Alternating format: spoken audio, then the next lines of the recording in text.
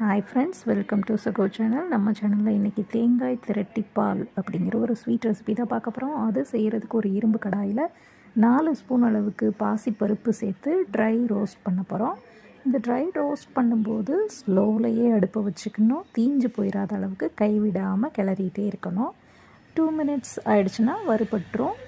அதை அப்படியே இன்னொரு பாத்திரத்தில் மாற்றி வச்சுட்டு அதே கடாயில் ஒரு ஸ்பூன் நெய் விட்டு கொஞ்சமாக முந்திரி பருப்பை வறுத்து எடுத்து வச்சுக்கிறோம்.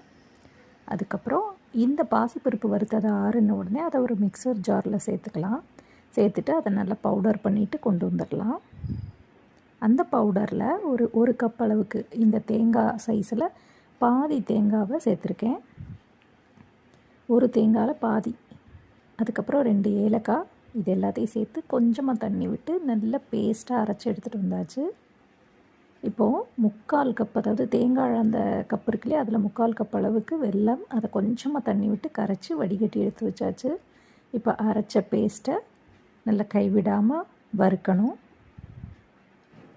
அதில் வெள்ளை கரைசலை சேர்த்துக்கிறேன். இது எல்லாத்தையும் ஒன்று சேர நல்லா மிக்ஸ் பண்ணணும்.